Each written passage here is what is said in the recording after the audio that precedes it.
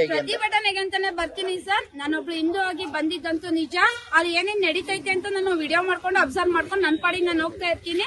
ಒಂದಷ್ಟು ಹೆಣ್ಮಕ್ಳು ಬರ್ತಾರೆ, ಅವ್ರ ಜೊತೆಗೆ ನಾನು ಕೂಡ ಭಾಗಿಯಾಗ್ತೀನಿ. ಭಾಗಿಯಾಗ್ತಾ ಇರೋ ಕಾರಣ ಲೇಡೀಸ್ ಪೊಲೀಸ್ನವರು ಕೂಡ ಇರ್ತಾರೆ, ಅವರು ಕೂಡ ನನ್ನ ಮೇಲೆ ಕೈ ಮಾಡಿದ್ದಾರೆ. ಬಟ್ ಅದೆಲ್ಲೂ ಕ್ಯಾಪ್ಚರ್ ಆಗಿಲ್ಲ.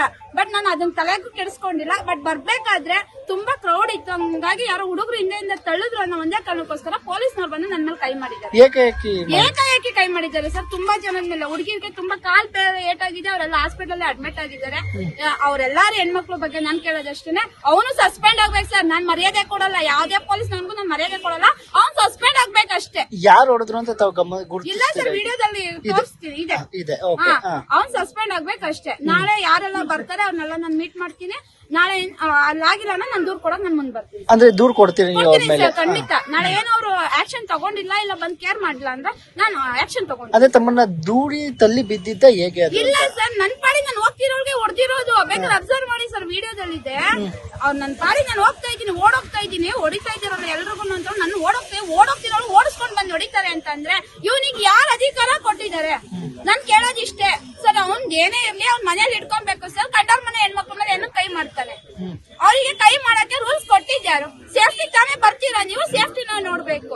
ಇವಾಗ ನೀನು ಹಿಂದೂ ಆದ್ರೆ ನಿನ್ ಬಟ್ಟೆ ಏನಕ್ಕೆ ಬಿಚ್ಚು ಬಾ, ನನ್ ಮುಂದೆ ನಿಂತ್ಕೊ, ನನ್ ಜೊತೆ ಬಾ. ನೀನು ಹಿಂದೂ ಅಲ್ವಾ? ನೀನ್ ಮುಸ್ಲಿಮ್ಸ್ ಕೊಟ್ಟಿದ್ಯಾ? ಹಂಗಾದ್ರೆ ಏನು ಸರ್ ನಿಮ್ಗೆ ಇದೆಲ್ಲ ಬೇಕು?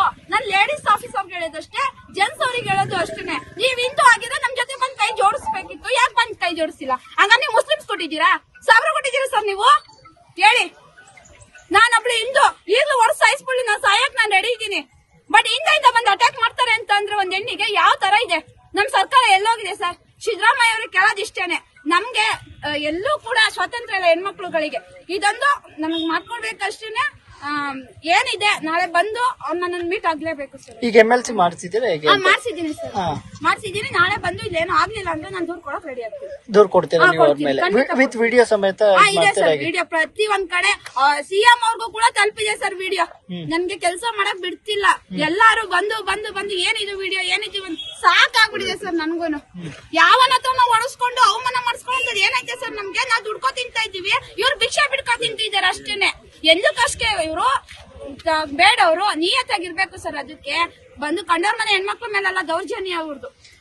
ತಮ್ಮ ಆಗ್ರಹ ಮುಂದೆ ಏನ್ ಮಾಡ್ತೀವಿ? ಒಂದ್ ವೇಳೆ ಅವ್ರ ಮೇಲೆ ಕ್ರಮ ಆಗ್ಲಿಲ್ಲ? ಖಂಡಿತ ಕ್ರಮ ತಗೊಳ್ಳಿಲ್ಲ ಅಂದ್ರೆ ನಾವೇ ತಗೊಳ್ತೀವಿ ಸರ್. ಅಷ್ಟೇನೆ. ಒಂದ್ ಹಿಂದೂ ಹೆಣ್ಮೇಲೆ ಕೈ ಮಾಡಿದ್ದಾನೆ, ಅವನಂತೂ ಬಿಡೋ ಚಾನ್ಸ್ ಇಲ್ಲ.